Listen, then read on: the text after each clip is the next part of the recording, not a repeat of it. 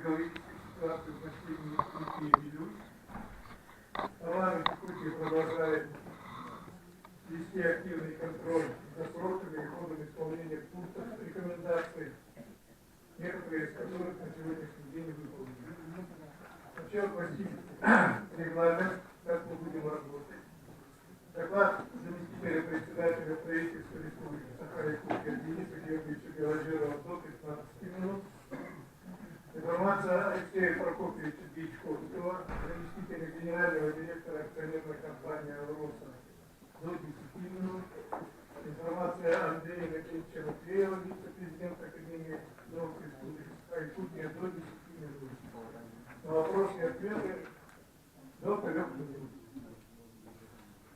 Слово для доклада предоставляется Денису Георгиевичу Белозерову, заместителю председателя правительства Республики Саха-Якутия.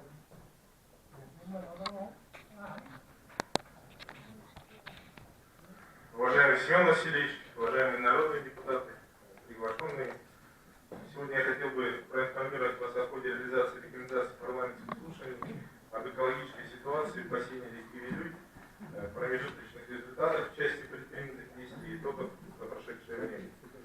Неоднократно указанные вопросы обсуждались на уровне правительства республики, на парламентских слушаниях, проводились согласительные комиссии и прочее. Сегодня хотелось бы остановиться на некоторых вопросах, которые были озвучены 2 июля 2019 года на заседании рабочей группы, созданной распоряжением председателя Госсобрания документ и в целом парламентских слушаний. По первому пункту рекомендаций по состоянию на 12 ноября Академии наук Республики совместно с Миноборнауки Республики, Минэкологии и с участием профильных научных учреждений разработана и утверждена программа комплекса научных исследований экологического состояния Вилюйской группы ВУСов и здоровья населения, проживающих на этих территориях на период 19-23 годы.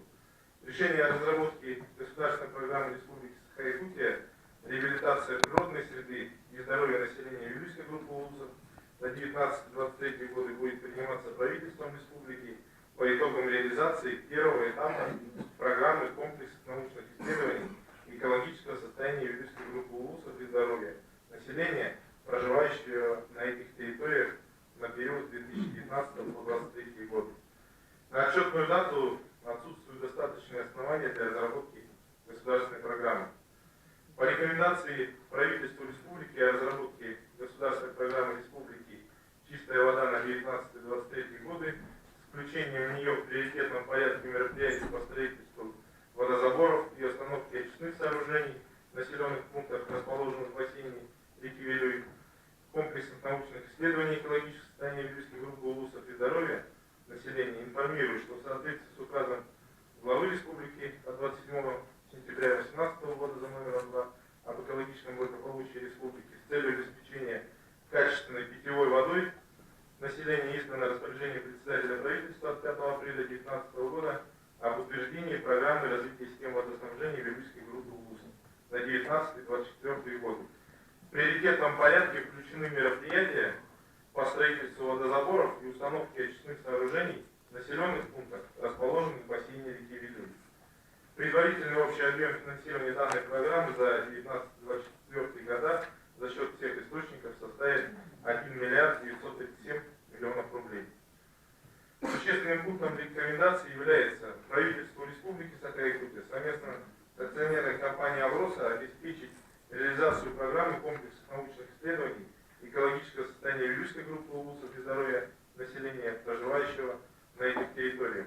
В настоящее время в целях обеспечения реализации программы разработано соглашение о взаимодействии между правительством республики, акционерной компанией «Алроса», некоммерческой организацией «Целевой фонд будущих поколений», которая согласована и подписана всеми сторонами, и предварительный объем пожертвований, который будет направляться акционерной компанией «Алроса» в целевой фонд будущих поколений для реализации программы исследований составляет 130 миллионов рублей. Определение исполнителей научно-исследовательских работ будет осуществляться на конкурсной основе. Следующим важным пунктом является строительство больничных комплексов в Верхневилюйском, Вилюйском, Кобяйском, Нердинском и Сунтарском ВУСах. В 2018 году образована межведомственная комиссия по определению очередности строительства объектов здравоохранения в Республике Саха-Якутия. целесообразность строительства объекта второй очереди больничного комплекса Вербинской ЦРБ, второй очереди Сунтарской ЦРБ подтверждена на заседании межведомственной комиссии. Сроки строительства при этом объекта будут уточнены на очередном заседании при формировании плана строительства на последующие годы и, конечно же, при наличии дополнительных источников финансирования с учетом территориального планирования. По остальным объектам вопрос финансирования строительства будет рассмотрен после определения очередности строительства объектов здравоохранения. Еще один пункт по здравоохранению. Обеспечить проведение мероприятий по комплексному медико-экологическому исследованию населения, проживающего в населенных пунктах, расположенных на территории бассейна реки Вилюй, начиная с 2019 года.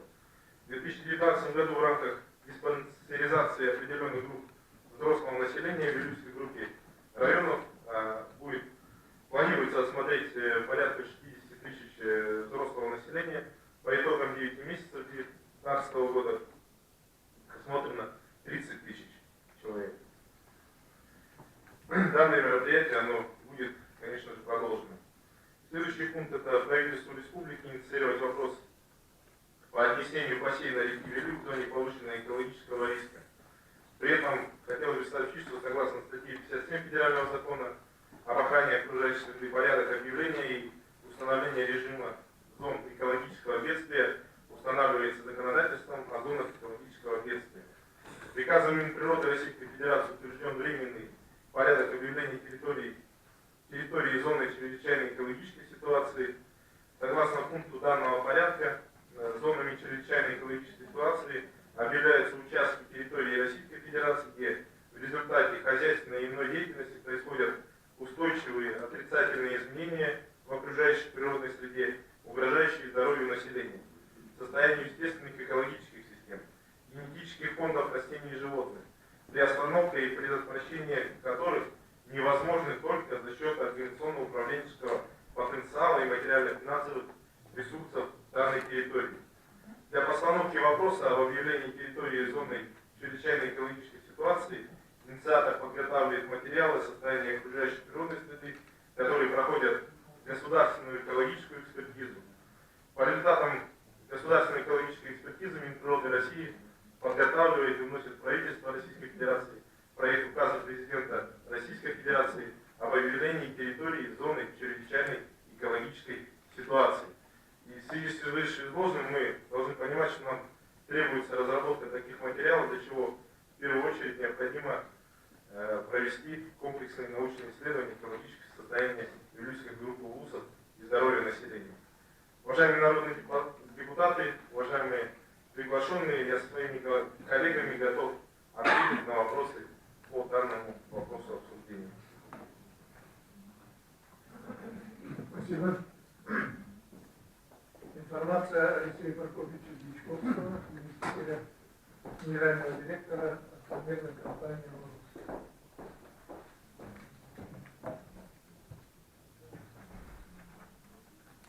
Уважаемый Семен Васильевич, уважаемые участники правительственного процесса, докладываю по рекомендациям Государственного собрания УКМ 12 пунктов.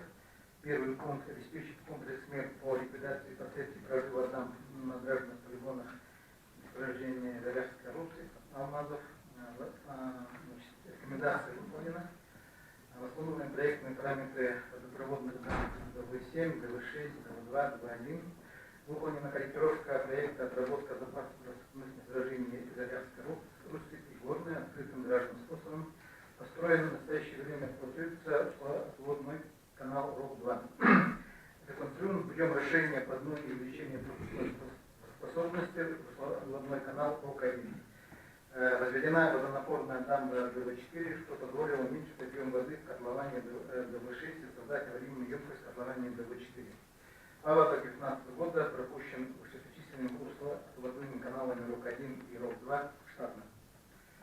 Пункт 2. Ускорить разработку технического проекта по обустройству нового отводного канала, предусматривающего отвод русла реки Рядах, возраженные котлованы на всей протяженности водного объекта следа безопасного пропуска Павловского и сезонного флота. Рекомендация выполнена.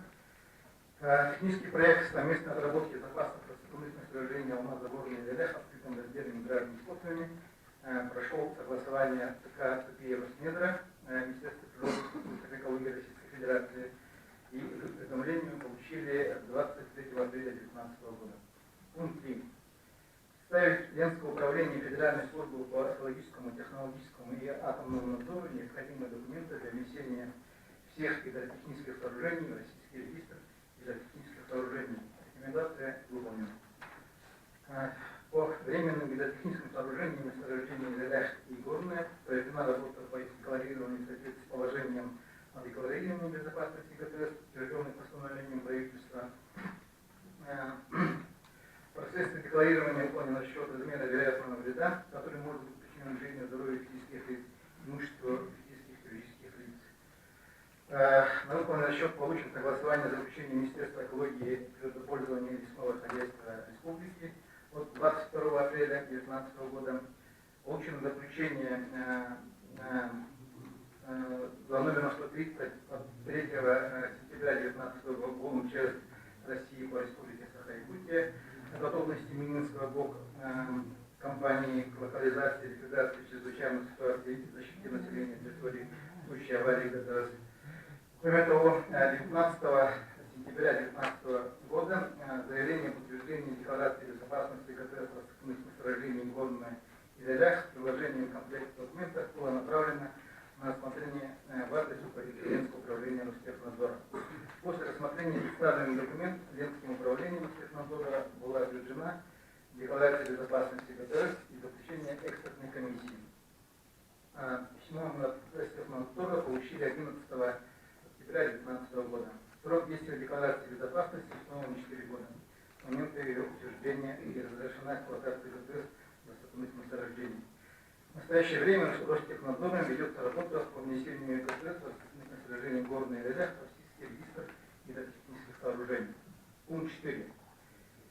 Произвести возмещение ущерба, нанесенного водным объектам, водным геологическим ресурсам реки Велях, Малая Бутовья и Вилюй в соответствии с действующим законодательством. На текущую дату вступивших в силу решений о признании ущерба и возмещении этого ущерба мы не имеем. Пункт 5. Принять участие в разработке проекта государственной программы Республики Саха-Якутия «Чистая вода» на 2019-2023 годы. Объем финансирования программы на 2019-2024 годы прогнозируется в объеме 1 937,9 миллионов рублей. Прогнозный объем отчисления от компании в целевой фонд будущих поколений на 2019-2024 годы планируется в объеме 833 миллионов рублей. В 2019 году 150 миллионов рублей перечислено в фонд будущих поколений по этой программе. Пункт 6. Предусмотреть через некоммерческую организацию целевой фонд будущих поколений Республики Саха-Якутия мероприятий по восстановлению экосистемы бассейна реки Вилюй, обеспечению населения чистой питьевой водой. Такой же пункт мы как раз по объему финансирования в предыдущем пункте докладывал. Увеличить финансирование расходов на зарыбление рек Вилюй и Марха. Заключен договор на выполнение работ по искусственному воспроизводству водных биологических ресурсов за счет собственных средств физического лица Ленским территориальным управлением Федерального агентства по рыболовству. На основании данного договора в 2019 году осуществлен выпуск личинок сибирской ряпуши в количестве 357 тысяч штук реку Лена и выпуском в реке Вилюй. Заключен договор на выполнение работ по искусственному воспроизводству водных биологических ресурсов за счет собственных средств физического лица с Ленским территориальным управлением Федерального агентства по рыболовству. На основании данного договора в 2019 году осуществлен выпуск личинок пеледи в количестве 1 205 000 штук. В 2019 году вообще выпущено 1 562 000 личинок, в 2018 году 1 250 000 личинок. Кроме того, для возможности проведения работ по зарыблению, собственно, страной реки Вилюй и Марха личинками Чира компания заключен договор с научно-исследовательской организацией, подведомственной Федеральному агентству по рыболовству якутским филиалом ФГНО на проведение работ по теме геологического обоснования и возможности проведения мероприятий по воспроизводства водных биологических ресурсов на реке Вилюй и Мархан. Пункт 8. Провести анализ возникновения возможных экологических рисков на территории бассейна реки Вилюй. И разработку приложения по минимализации. Проведение работ по анализу возникновения экологических рисков, оценки и разработки предложений по их минимализации специализированной организации выполнена. Анализ экологических рисков проведен в отношении объектов компании, отнесенных к значительной части возможного воздействия окружающей среды. Подрядчиком является страховой брокер Виллис СНГ, дочерняя компания международного страхового брокера Виллис World Holdings. По результатам комплексного обследования объектов подготовлена документация, которая направлена на независимую экспертизу. Отчет будет представлен 31 ноября 2019 года. Пункт 9. Обеспечить экологическую безопасность зам, хранилищ, полигонов, сохранения высокоминерализованных вод и других гидротехнических сооружений. Все эксплуатируемые ГТС компании, попадающие под действие федерального закона о безопасности гидротехнических сооружений, являются являющимися базовым нормативным актом, регулирующим вопросы безопасности ГТС, имеют заработанную утвержденную в органах Ростехнадзора декларации безопасности ГТС. Сведения о сооружениях внесены в Российский регистр гидротехнических сооружений, полученное разрешение на эксплуатацию выданной Федеральной службой по экологическому и техническому атомному надзору. Проведена оценка рисков аварий ГТС и выполнены расчеты размера вреда в результате возможных аварий сооружений для сценариев наиболее вероятных, одновременно наиболее тяжелых по последствиям аварии на эксплуатируемых сооружениях компании. Уровни риска оценены как приемлемые. Все гидротехнические сооружения находятся в непрерывной эксплуатации. Пункт 10. Провести работу по страхованию гидротехнических сооружений объектов. Рекомендация выполнена в соответствии с федеральным законом о обязательном страховании гражданской ответственности владельца опасного объекта за причинение вреда в результате аварии на опасном объекте. На основании заявления заключены договора обязательного страхования СОГАЗ по всем эксплуатируемым гидротехническим сооружениям. Пункт 11. Провести экологический аудит компании с целью оценки эффективности текущей системы экологического менеджмента и анализа экологических рисков. Рекомендация выполнена. В период 1 июня по 5 июля 2019 года на основании приказа руководителя органов по сертификации Энергопромцентр проведена работа по инспекционному контролю системы экологического менеджмента АКАЛОСа. Заключение экспертной комиссии устанавливает, что система экологического менеджмента соответствует требованиям стандарта ICO и ГОСТ ИСО. Пункт 12. Направлять данные производственного экологического контроля в адрес Министерства экологии, природопользования и лесного хозяйства Республики Саха-Якутия. Результаты наблюдения за водными объектами и их водоохранной зоной направляются в адрес Министерства экологии, природопользования и лесного хозяйства Республики Саха-Якутия в установленном порядке. В первом квартале были направлены 10 апреля, за второй квартал были направлены 10 июля и за третий квартал были направлены 10 октября. Кроме того, по комплексным научным исследованиям компания взяла на себя обязательства по финансированию этих работ 138 миллионов на 3 года, 41 миллион хотела с 2019 года отфинансировать. Спасибо. Ну и третья информация. Андрей Максимович Матвеев, вице-президент Академии наук Республики Саха-Якутия.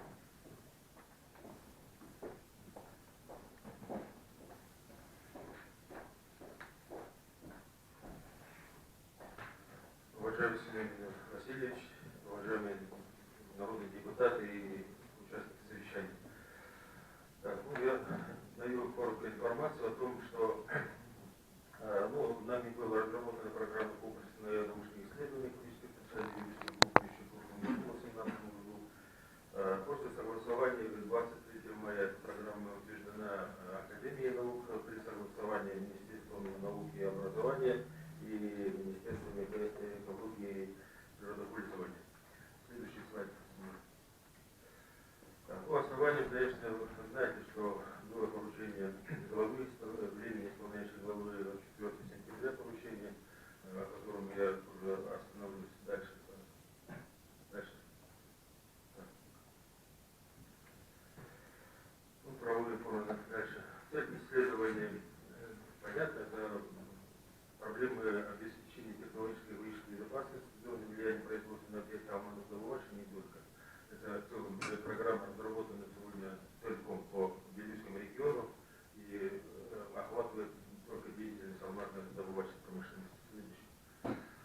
задачи. Значит, на сегодня изменения какие? Вот, в связи с подписанием соглашения компании «Алроса» с правительством и Фондом будущих поколений, те средства, которые компания «Алроса» направляет на исследовательский час, они как раз сделают соответствующие корректировки в программе. И вот три задачи программы исследований, ну, если помните, это было целых 5 направлений в свое время, в той программе, которая утверждена в мае прошлого года.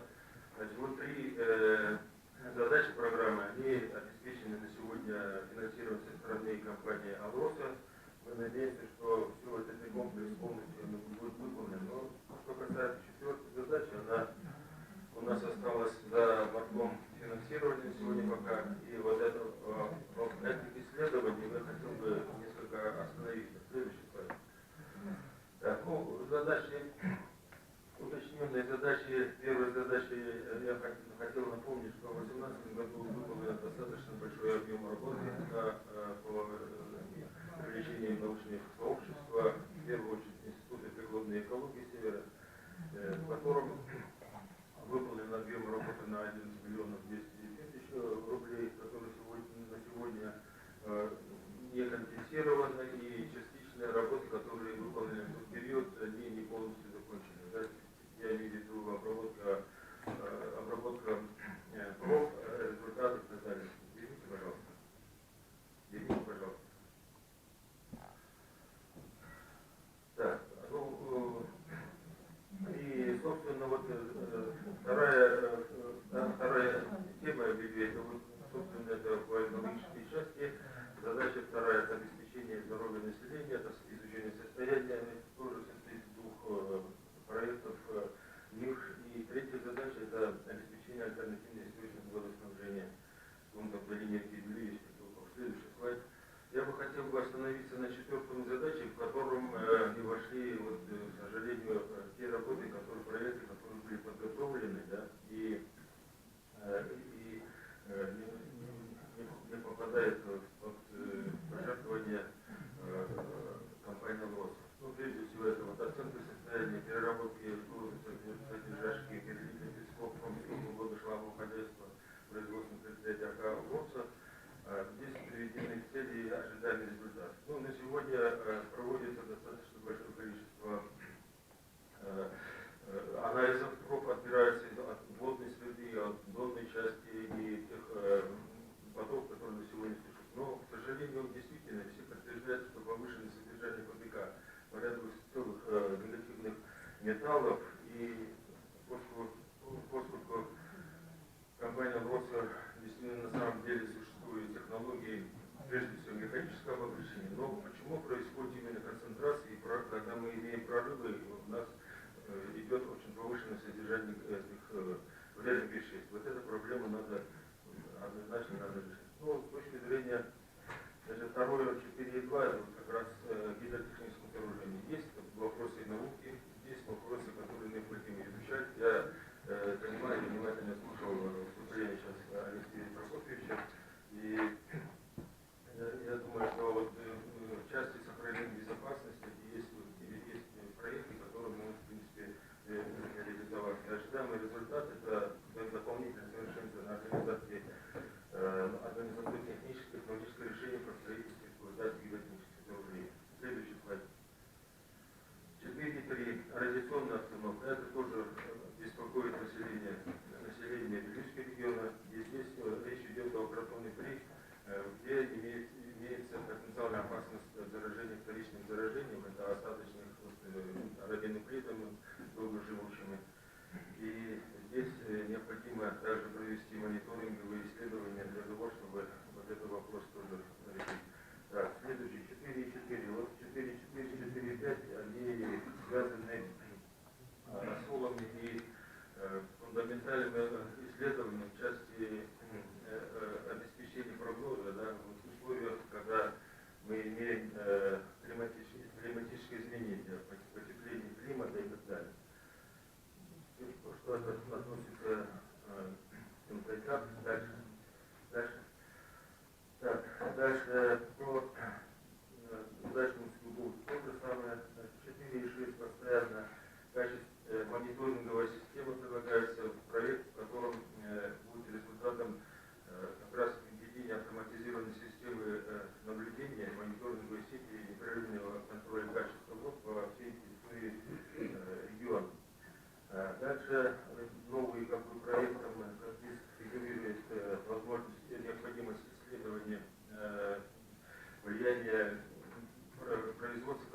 сегодня идет, это развивается, это нефтегазовая промышленность, это тоже мы не можем как-то обойти. И две задачи исследования связаны прежде всего определением исходной абсорбционной способности всех грунтовых пластов, которые имеются вместе, да, для того, чтобы определить как бы исходные данные для точного определения степени зараженности такими видами, такими, видимо, нефтяными продуктами. Дальше. Ну вот, в целом, дальше у нас ветеринарно-санитарная экспертиза дикорастущих ягод и грибов. Ну, это тоже вопрос, который наши ученые поднимают. И в принципе, эти вопросы также имеют в ожидаемом будущем, если эта работа выполнена, то есть определенные рекомендации в части обеспечения безопасности населения региона. Следующий слайд. Ну, в целом, у нас так просматривается целая программа, в котором самым главным мы должны найти механизмы восстановления и самовосстановления естественной природной среды в Белюсском регионе, подойти к этому вопросу достаточно серьезно и принять соответствующие рекомендации, возможно, и нормативного характера. Следующий слайд. Так, ну, сроки реализации программы у нас избегаются с тем, что у нас мы на сегодня, к сожалению, в полном объеме не смогли приступить к этим делам. Так, ну, у нас 18 год, я говорил, 19 год у нас остался 1 месяц. Практически у нас речь идет о 20-23 годах. Эта программа, которая будет разделена на 2 части. Прежде всего, и проведение полевых исследований непосредственно, и последующие сроки это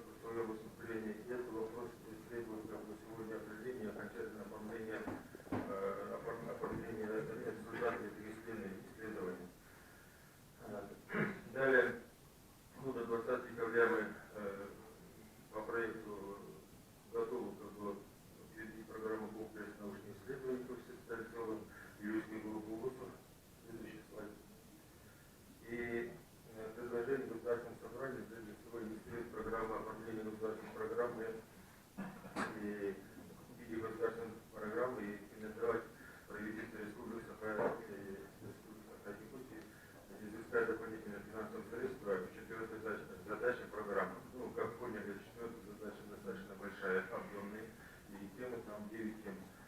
Вот. Ну, сегодня вот выступление Алексея Петровича, компания «Лоса» проводит самостоятельные научные исследования, и в этой части мы, наверное, совместно будем в рамках международного соглашения эту работу корректировать, возможно, дополнительные изменения будут, наверное. Но как бывшему научному учреждению Республики Саха-Якутия, Академии наук, мы еще дополнительно предлагаем провести экспертизу тех работ, которые выполнены компанией «Алроса» самостоятельно. Что это дает? Это нас еще раз дополнительно вникнуть в проблему, что сделано, что не сделано, и в это предложение вношу в качестве предложения на заседание. Спасибо. Спасибо. Так, уважаемые участники правительственного часа приступают к вопросу. Нет вопросов сейчас? Ну, если задавайте. Вот компенсация по 2018 года сколько составляет?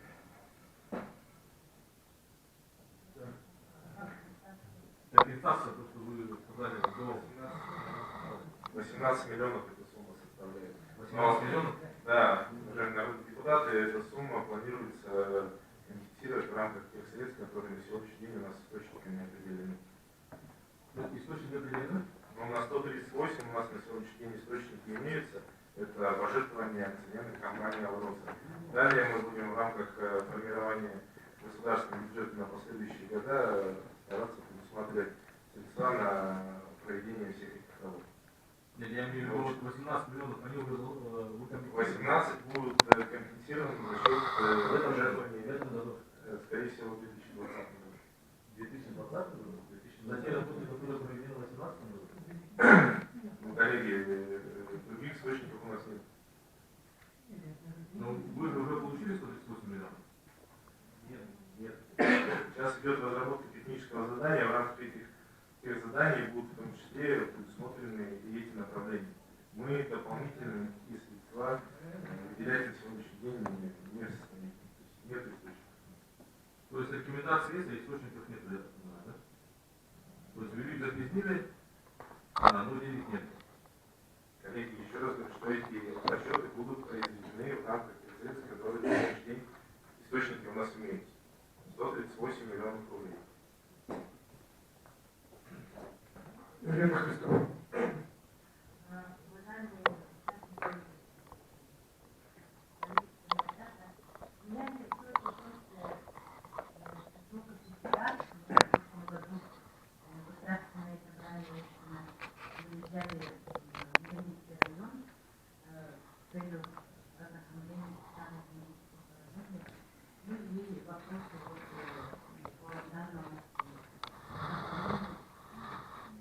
Достаточно много говорили сами жители Ленинского района. Поселок Степица является контрактным социальным элементом общественного бюджета. И вот в течение почти до осени они говорили о том, что у них поставили техническое сооружение, но некачественное. Вот на сегодня это исправили, нет, там, значит, необходимо поставить новое сооружение.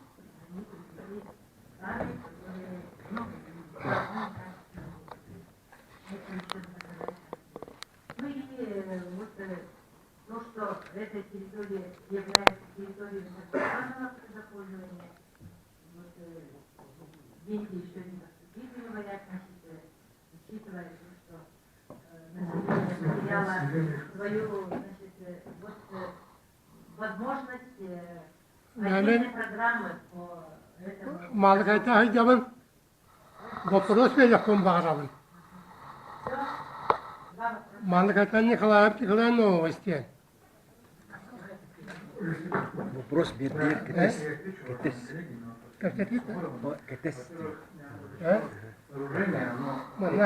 Манна, Эппетти туралар, антонетия. комментировали. Etler bir çaktığında. Соответствие воды по качественным характеристикам оно полностью соответствует. На сегодняшний день он полностью в рабочем состоянии. Сегодня мы передали на баланс муниципальное образование Сибирского населения. Эксплуатирующие организации определенных КТВС Минского района. Соответственно, районного бюджета предусмотрено 2 миллиона рублей на субсидирование обеспечения чистой водой населения села Чужука. Соответственно, если говорить прямо, в принципе, бесплатно эту воду можно сегодня раздавать, исходя из этой субсидии. Но решение будут принимать само муниципальное образование. Соответственно, либо там бесплатно будут раздавать эту воду, либо будут какую-то там стоимость они определять. Второе, в рамках нашего бюджета 2020 года мы сегодня проект внесли бюджет Чужука на 9 миллионов рублей в муниципальное образование. Мы предусматриваем 10 миллионов рублей на социально-культурные направления для того, чтобы деятельности творческих коллективов, каких-то социальных, низких. Да, мы муниципальному бюджету будем давать финансирование, мы будем сами бюджеты. Кроме того, ждем решения правительства республики по созданию казенного предприятия, которое будет заниматься епископским скотом, и там должен быть филиал. Все 27 человек, которые работали в совхозе новые, должны быть трудоустроены, и уровень заработной платы должен быть соответствующий прежним заработным платам. Так, bitti. Aha bu. Пожалуйста, представьте. Negin baharısta bıraksa gene ırıldı batağa geçet olarabın. Olu kından baran. Bu tuvat ağını sassakın. Bir hani bir hürmeni sinağa. Köhre ülelenmen. Respublika olanlara seyret öyle bırakan. Aktanı ırgıta oynarı olarabın. Valla bu ekologiye bakırın zaten ırgıtım. Irak'ta bir doçağız valla. Ola da teyze toğusuz ağın toğusuzdan bet tak bu ekologiye teyze kırabın. Valla te ekologiye doğru bayağı acayip etigar. Hindel bakı ostok.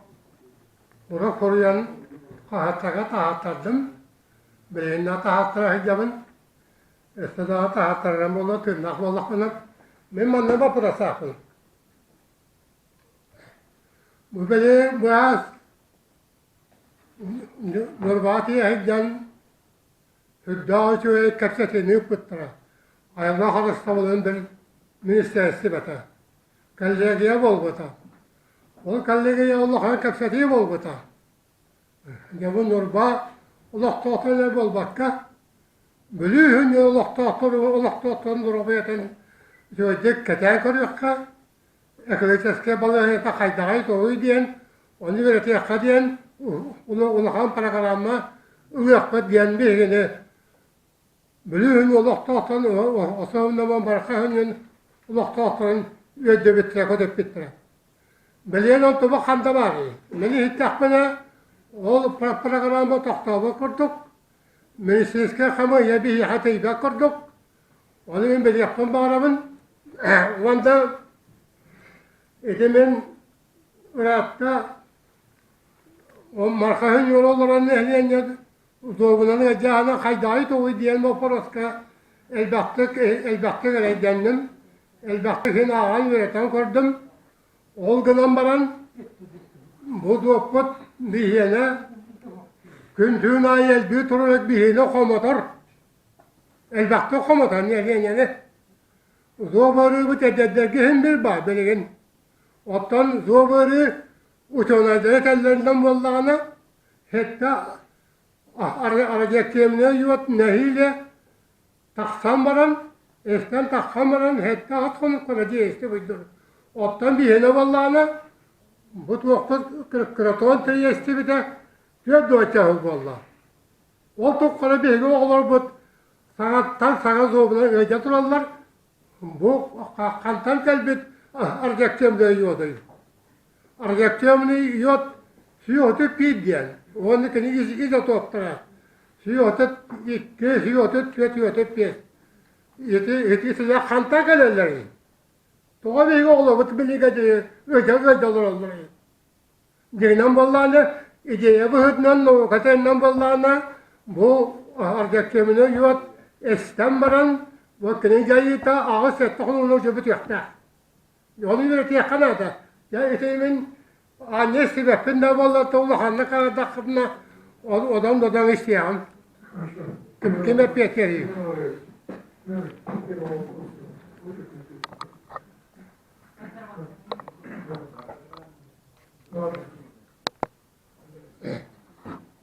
Второе, есть здание Министерства здравоохранения? Первый вопрос от Семеновича. Вот он задавал по Мирпинскому району, вот вы проводили. Да, и коллеги, да. Что было? Ну, опять же, финансирование есть проект, который, как я говорил, медицинского обслуживания, да, и там в рамках корректировки тех заданий эти вопросы можно было ввести, да, ну хотя бы вопросы, они там есть.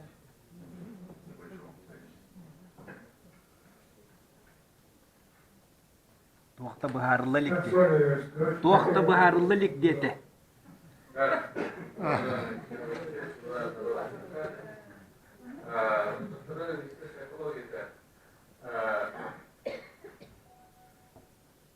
Мы мониторинг проводим по всей протяженности Иролята, малого Перекрывали относятся к федеральной надзору, малого надзору. По мониторингу водной среды у нас на сегодня установлено превышений нету. Все наши пробы, которые первого, второго, третьего класса все отражены на нашем сайте. По тоннам отложениям реки Юй и 5-8 дров, которые брали, мы отработали, тоже превышений нет. Четвертый класс мы до 20 ноября тоже по реке Юй и по Малой Бузуре и Ныряхе работаем. Так, еще вопрос.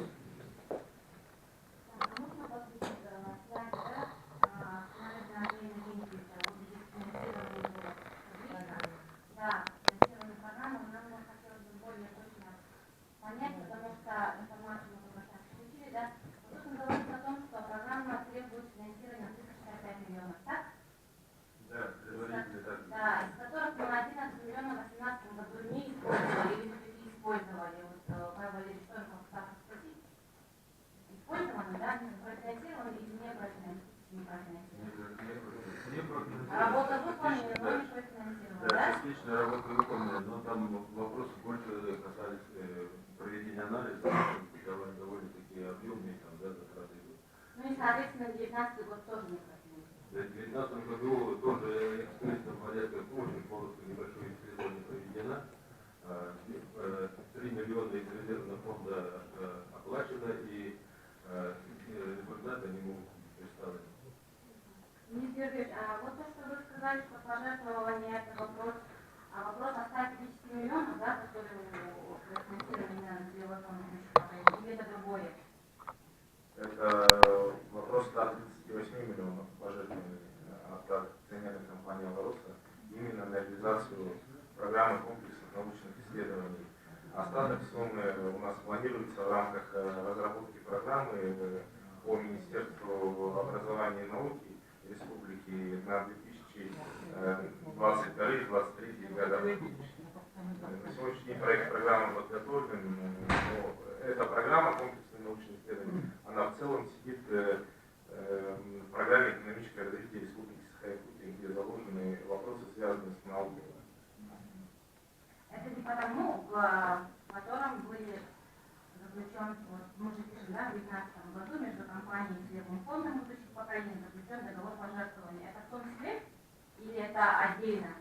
Их два фактически, можно сказать, договора, да.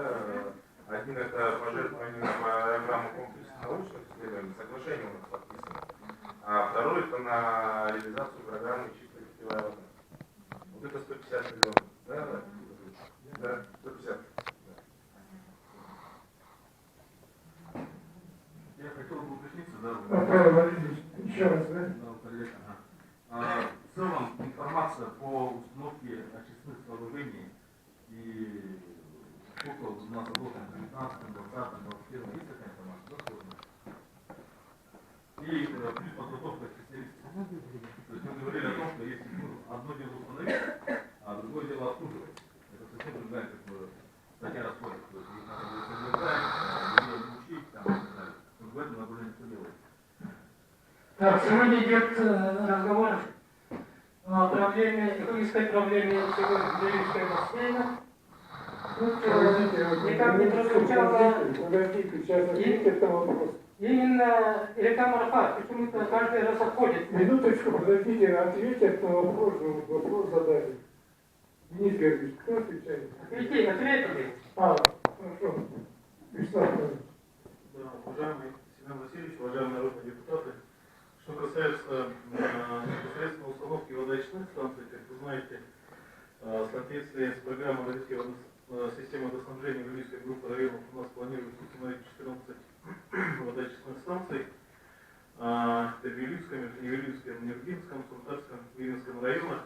На сегодняшний день 2 водоочистные станции введены в работу, функционируют. 8 водоочистных станций сейчас проходят режим пусконаладочных работ. И 4 водоочистные станции сейчас оборудование находится филиалом группы ЖКХ. Планируется завершить работы по установке, строительно-монтажным работам пусконаладки до апреля месяца и, соответственно, вести их работу. В части эксплуатации абсолютно правильный вопрос. Это также было отражено в рекомендациях правительственного часа. Здесь хочу отметить, что в рамках договора с нашим инвестором инженерные сети включаются мероприятия, в том числе и по подготовке кадров, подготовке и обучению персонала в эксплуатации водоочистных станций. На сегодняшний день 5 человек прошли обучение и, соответственно, сейчас работают непосредственно с допуском водоочистных сооружений в станциях в селе Харо и Харьялат Верхнеюрийского района. По остальным водоочистным станциям в рамках договора также будут поэтапно проходить подготовка кадров для последующей эксплуатации водоочистных станций. Сами водоочистные станции, они у кого на балансе? Все, да? У кого на балансе?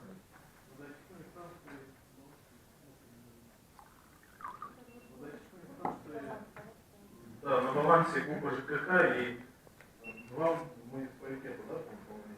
Да, 3. 3. Где отсутствует ГКХ, станции передаются муниципальному образованию. Остальные группы ЖКХ. То есть дальнейшее содержание, допустим, вот 3 объектов, которые находятся в муниципальном образовании, она как в бюджете будет так учитываться отдельно, да? Вы имеете в виду при обновлении бюджета муниципального образования? Нет, да, при дальнейшем эксплуатации. Содержание. Да. Владимир, можно отвечу на вопрос руководителя департамента коммунального комплекса Министерства ЖКХ. В договоре с подрядной организацией предусмотрено, что подрядная организация несет обязательства в течение года по обслуживанию этих станций, то есть с муниципальными образованиями по отдельной договоренности будут отдельно субсидироваться за счет средств подрядной организации средства на обслуживание. В целом гарантийный срок обслуживания станций составляет 3 года по договорным обязательствам. То есть все реагенты и так далее включены на 3 года в рамках гарантийных обязательств. Я имею в виду текущие расходы вот этих станций. Они как будут датироваться муниципальным образованием? Мы же знаем, что у них там денег нет совсем. На реагенты в течение 3 лет подрядчик несет обязательства, дальше муниципальное образование самостоятельно. Самостоятельно. А люди, которые там работают, зарплату получают? В течение года берет на себя подрядная организация, в том числе обучение и оплату, а в дальнейшем также муниципальное образование. То есть, а где это будет учитываться дотация муниципального образования? Как она будет учитываться? Я прошу в протокол включить именно дотацию по муниципальному образованию, которые в дальнейшем будут содержать, эксплуатировать эти станции, чтобы в бюджете обязательно было заложено отдельность такой. Ну хорошо. Я не учитывалось вот эти моменты. Так, вы, пожалуйста, представьтесь. Бурцев, общественный экологический комитет Бирюй. Так, я говорю, легко Маркову каждый раз обходит. Сегодня на вопрос заслуженного врача Российской Федерации, почетного гражданина Ирпинского вуза, главным врачам Лыкайской участковой больницы Николаевна Умыча вопрос нам не ответили. Дело в том, что действительно там аномалия, злобная эндемия пути наследов и республики много раз превышает. Были исследования Московского института, которые там и говорили, откуда такая аномалия. Надо будет позже переехать еще, но там и не сумели. 2003 года, через 7 лет отправили мы своих радиколог, они обнаружили, что там еще хуже стало. После этого Николай Наумович сколько раз писал, настаивал, там и комиссия не работала. По этому вопросу. А там действительно, вот Кротон третий, который до конца не реабилитирован, там лес побивший от дозовой нагрузки 160 га стоит. Если в случае возгорания, то вообще катастрофа будет, экологическая. В этом тоже пишем, говорим. Никому ничего не надо. Это под особый контроль надо взять этот регион, этот участок. Кротон третий. Беда будет. Наконец поймите. Поэтому, Марко, не надо забывать, что нынче анализы от Макынского участка России анализировали, очень плохие анализы. Тем более там анализы брали общественника, а не министерства. Министерству ничего не надо. Поэтому устав обратить надо на марше. И об этом вот все говорят, просим. Теперь, значит, сейчас задам, не торопитесь. Раз бассейн реки Бирюй мы говорим, то Роскосмос тоже должен какие-то ответы дать. Сегодня буквально Путин говорит, десятки уголовных дел, сотни миллионов воруете, и ничего не делаете. А там анализы тоже плохие. Тоже обращайте внимание.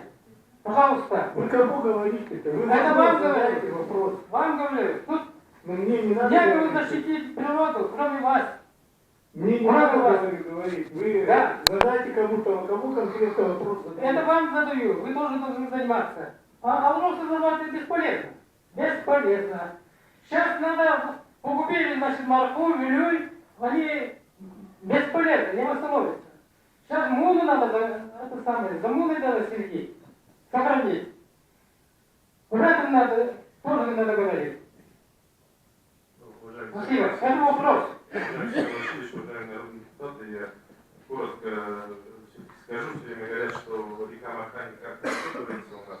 У нас как раз таки в рамках комплексных научных исследований экологического состояния Вилюйской группы ВУЗов и здоровья населения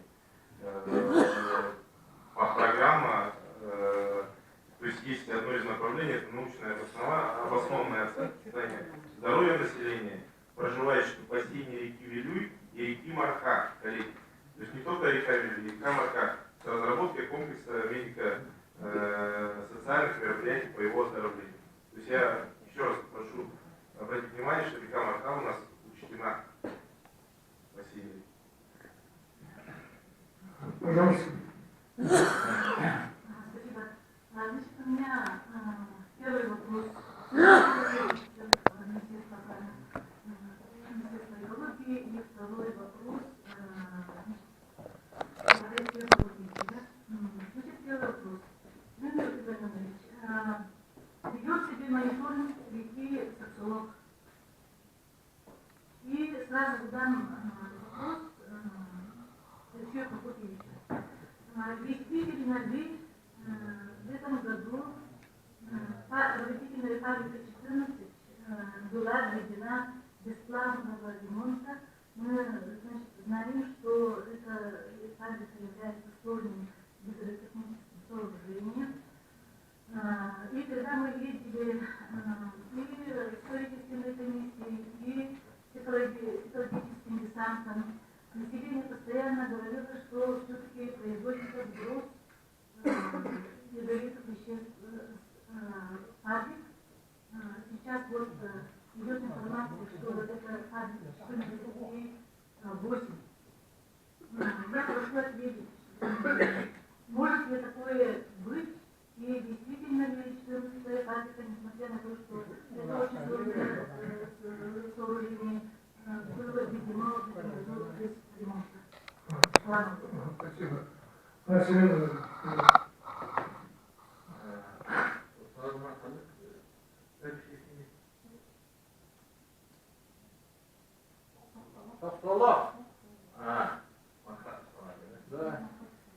Да, по Москве, уважаемые народные депутаты. По Москве, конечно, в начале года, во время паводка, показатели были, конечно, плохие, особенно себятельность воды. Но, конечно, от 2,2 до 5 раза перевышало.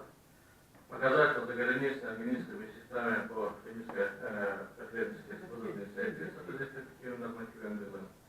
И в связи с этим в летнее время было принято поддерживание температуры внепланового проверки. Совместно с нами еще ездили общественники. Мы поднимались в весеннее время на вездеходах, в летнее время на моторных лодках. Но, к сожалению, внеплановой проверки мы провели административное расследование. И в связи с неустановленным источником загрязнения по результатам внеплановой проверки выдано предложение безопасного роста. Сейчас, на сегодняшний день, по мониторингу, скажем, октябрь месяц, у нас по Москве именно тереком Кулацкая вода реки Москва опробована в районе Бахтова поселка Напин, выше-ниже в устье ручья Ханя на причале, выше-ниже в устье ручья Левторова, населенных пунктах село Малакай, Монтагара, Ибунжа, Кирав, Шахтам и устье. Тоже мы провели мониторинг. Вода река Москва малыми изначально максимально до 215 мг в метр кубическом. Вес воды реки повышается по течению вниз. Хозяйственное эффективное нормативное превышено от 2 до 4 раз. В воде реки превышение нормативного для воды хозяйственного назначения определенного по содержанию до от 1 до 2 раза максимально. И сейчас в октябре месяце во всех створах в воде река Москва превышение хозяйственных эффективных нормативов после содержания параметров возле населенных пунктов по состоянию населения КГ не установлено превышение. Выявленное превышение предельно допустимой концентрации хозяйственного значения по АПА, фенолам, меди, цинка, магницы не выходит за пределы хозяйственных эффективных нормативов.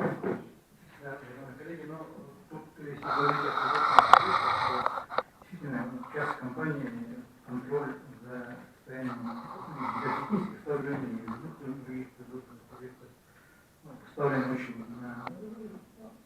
жесткие рамки, и, в принципе, постоянно проводятся проверки там, Министерства охраны природы, участием прокуратуры, и все Ростехнадзора, все необходимые нормативные требования по всем объектам соблюдены. Что касается конкретно фабрика, конечно, плановая реконструкция и ремонтная работа у нас по графику проводится. Фабрика номер 8 в 2020 году он должен быть закрыт в Байкале. Соответственно, и здесь вопрос в чем? То, что Семен Андреевич выступал, мы фактически, наверное, исчерпали какой-то кредит доверия друг к другу, да, по большому счету. Мы постоянно, допустим, анализы проб воды отдаем Министерству охраны природы, они сами параллельно проверяют с участием там, общей сессии по нормативным требованиям мы проводим и сдаем Министерству охраны природы. Они параллельно проводят свои исследования. Семен Андреевич сегодня выступил, сказал, но вот я думаю, что многие здесь сидящие, конечно, ну, может быть, не верят и не доверяют. Поэтому, коллеги, вот я говорю, что научные исследования, они должны еще раз с точки зрения независимой стороны дать еще раз заключение. Может быть, там вопрос по итогам исследований мы будем уже и по-другому. Алексей Прокопьевич, я дам была конкретный вопрос. Может ли производиться и в осеннее время ставить 14,8 в реку Псов? Может ли производиться? Вот этот вопрос ответьте, пожалуйста. Он не должен. Не должен, но может, потому что у меня есть фотографии со спутника. Ну, будем разбираться, если вот по нашим данным у нас таких чрезвычайных ситуаций не было. Там нет вопросов. Добрый вечер. Я извиняюсь, я взяла гости, обещали только закончили, поэтому распространяем. Так, я хотела спросить, вот предусмотрено на научные исследования 138 миллионов, да? Но явно вот просто разовые эти анализы, разовые наблюдения, вот эти, это не научные исследования. Для глубинных научных исследований, чтобы действительно помочь восстановлению флоры, фауны и оздоровлению населения, мы должны хотя бы миллионов, первоначальный расчет был около 300 миллионов. Почему вот 138 только? Вот вопрос к вам. Ну, коллеги, здесь вопрос, наверное, не нам. Нет, но финансируется Мы, исходя из расчетов Министерства образования и в том числе Академии наук, по предложению правительства... Юрий но вы сказали, что вопрос Да, здесь такие вопросы. Одно из средств, которые мы будем использовать для организации научных исследований на 3 темы, которые были обозначены Андреем Никитичем Матвеевым за счет пожертвования роста, это только часть той тематики комплексных научных исследований, которая нами запланирована совместно с районами, находящимися в Вилюйской группе районов. Сумма больше. Значит, у нас, кроме тех средств, которые идут по соглашению с Алросой, у нас также в рамках деятельности Академии наук Республики Саха-Якутия будет выделяться целенаправленное государственное задание на постоянно действующий научный коллектив, небольшую рабочую группу внутри Академии наук, которая будет заниматься тематикой книги. Кроме того, мы разработали, об этом было сказано Иваном Денисовичем, наряду с той государственной программой, в которой мы сейчас находимся, это программа по науке в рамках программы «Экономическое развитие республики», разработан проект отдельной новой государственной программы, на то есть решение Илдархана. Программа будет называться «Научно-технологическое развитие Республики Саха-Якутия» на 2020-2024 годы.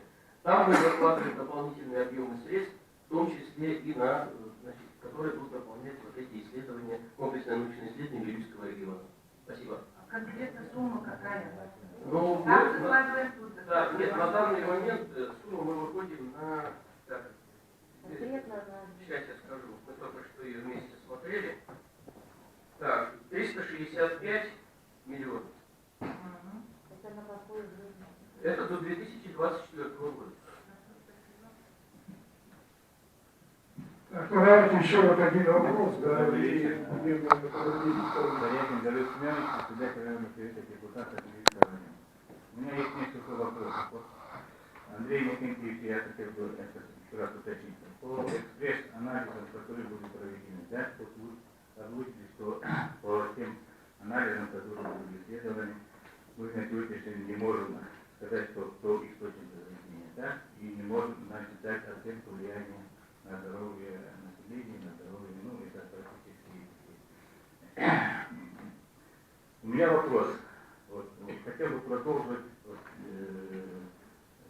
тему, вот, которую Антонина Афанасьевна, да, по финансированию государственной программы. Вот на первых, которые нам раздали, написано, что в пункте на отчет бюджета отсутствуют достаточные основания для разработки государственной программы. Пока исследования не будет, пока они, тем, что они как таковые не будет исследования, значит, насколько я понял, вот в течение этого времени у нас государственной программы не будет, да? То есть, теперь вопрос такой, тоже продолжается этой же темы. По строительству 4 районов, касающихся Вилюйски по, значит, больничным комплексам. В прошлом году нам обещали, что будет 10 миллионов в 2019 году. Их нет. Было несколько цифр по 2021 году, которые мы на сегодняшний день есть. Вот и есть на этой информации, но их тоже не будет. И при корректировке плана бюджета их тоже не будет, насколько понял, да? То есть пока мы себе не уясним, что как и, значит,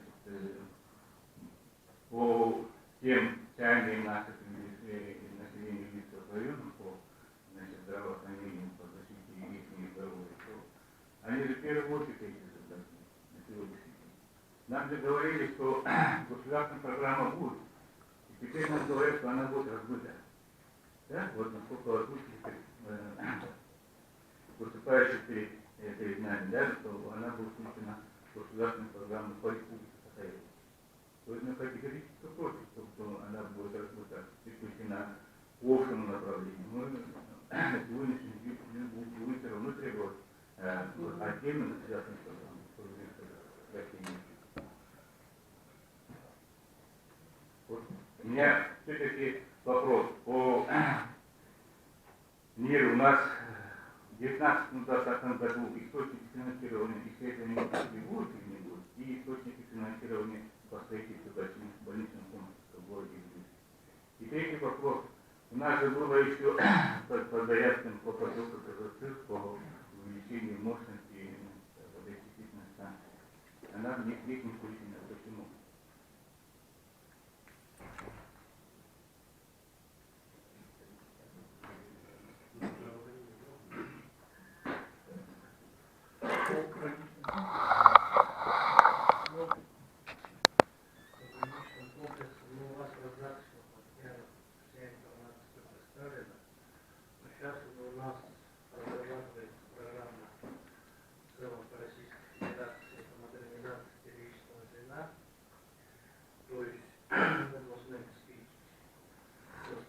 качество оказанной медицинской помощи.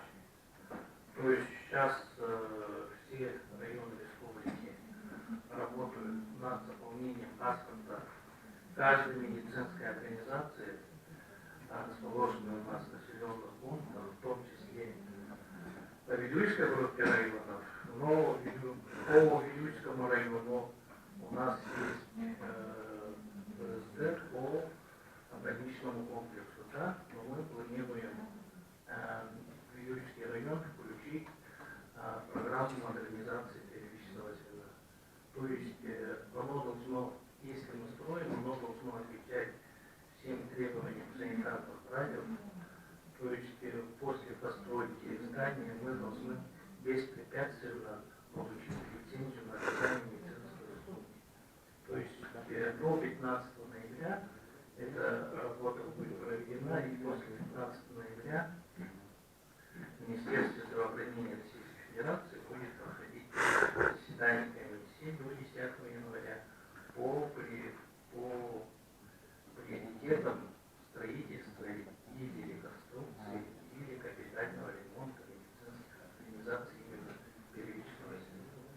По Ирбинскому району конкретно по эндемическому зону заболеваемость детей именно до 14 лет, это за вычетом подростков, в принципе, по Ирбинскому району он стоит на одном уровне с другими населенными пунктами Ирбинского района. А если брать в целом по республике Саха-Якутия, то эндемичный зон у детей, он даже в некоторых населенных пунктах ниже, чем среднереспубликанский показатель. Поэтому я бы не сказал, что у них резкий рост заболеваемости эпидемичным гриппом.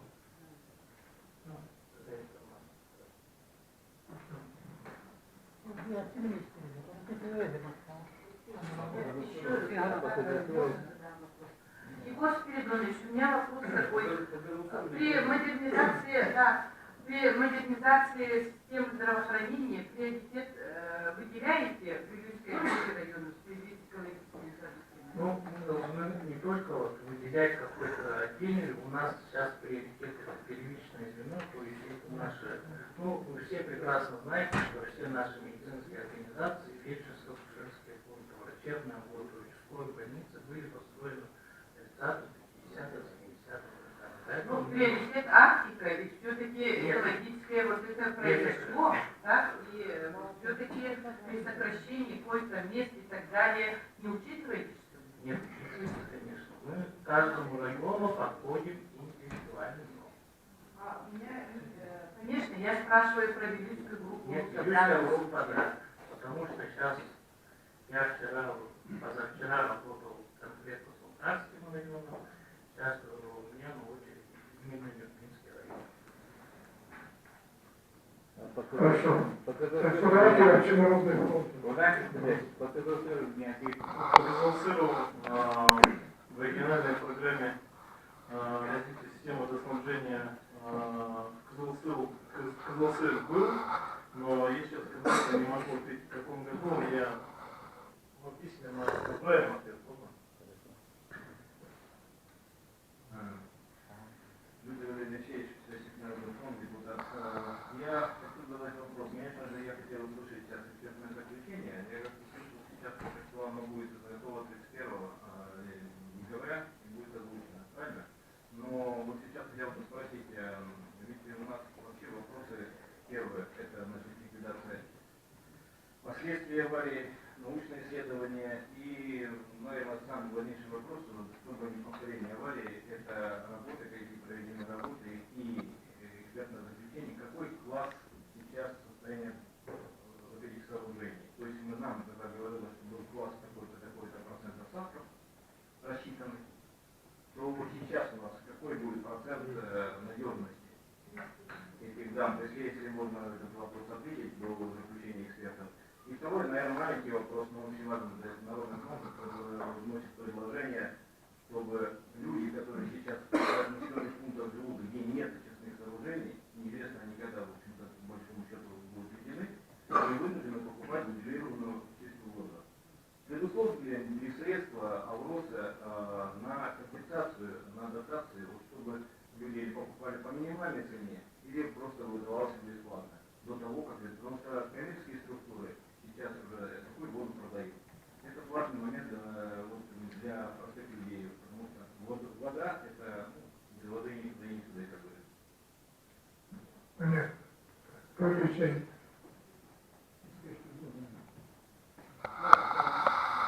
Вклад гидротехнического времени является функционалом, техническим предназначением, надо относиться к третьей группе. Сегодня, в принципе, мы исходим из того, что они должны быть включены в федеральный реестр. Соответственно, вся документация Ростехнадзора нами предоставлена, соответственно, они будут находиться уже, условно говоря, в строгом режиме контроля, мониторинга и так далее. Что касается воды, то здесь, уважаемые коллеги, здесь я просто хочу чуть-чуть расширить. Сегодня фактически компания, если в 2011 году, каждый район получал дивиденды от компании в размере 18 миллионов 300 тысяч рублей.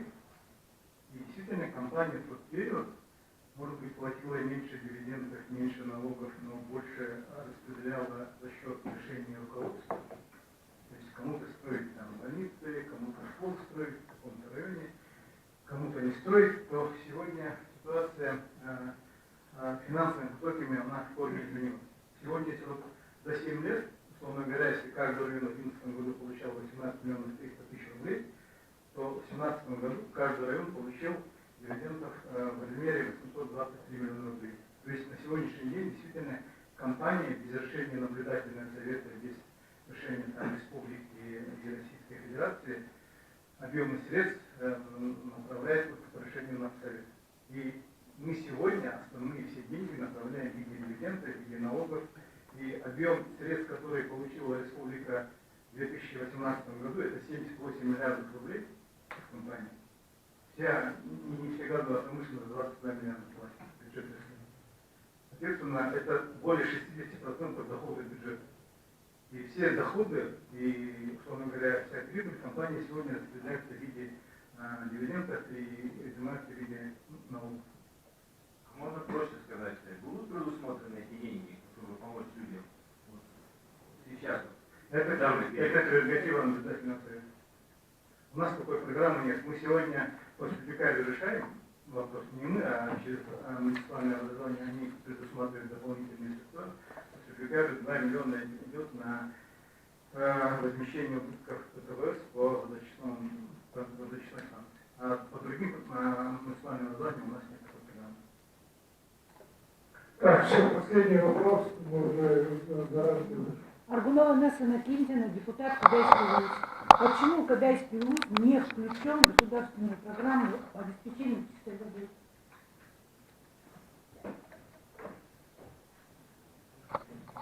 Я